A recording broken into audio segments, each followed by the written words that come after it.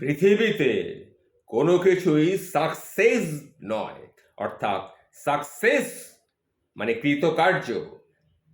সেই সাকসেস কথাটি পৃথিবীতে আমরা খুব ভালোভাবে বুঝেছি, যেটা আমার অনুভূতি হয়েছে সেটাই আপনাকে বলছি। সাকসেস বলে পৃথিবীতে কিছু হয় না।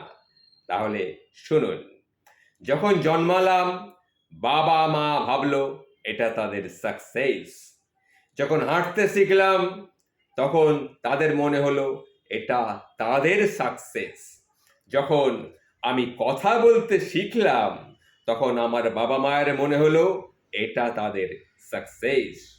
কিন্তু ভুল তাদের ভাঙলো। এরপরে স্কুলে গেলাম, শিখলাম ফার্স্ট হওয়াটাও একটা সাকসেস। এরপর বুঝলাম মাধ্যমিকে স্টার পাওয়া না হলে সাকসেস নয়, স্টার পেলাম সেটাও একটা সাকসেস।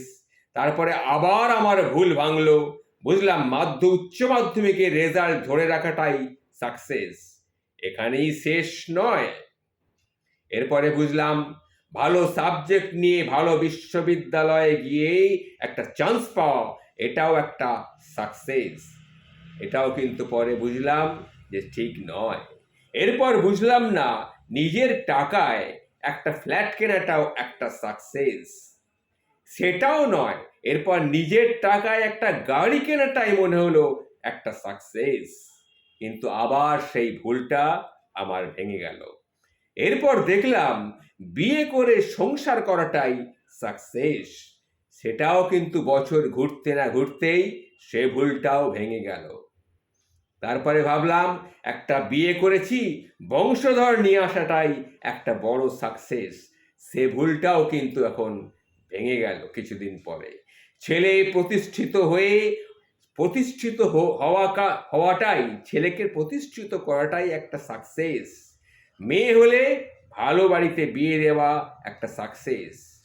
এরপর এলো আমার রিটায়ারমেন্ট, সারা জীবনের জমানো টাকার সঠিক ইউটিলাইজেশন করাটাও একটা সাকসেস।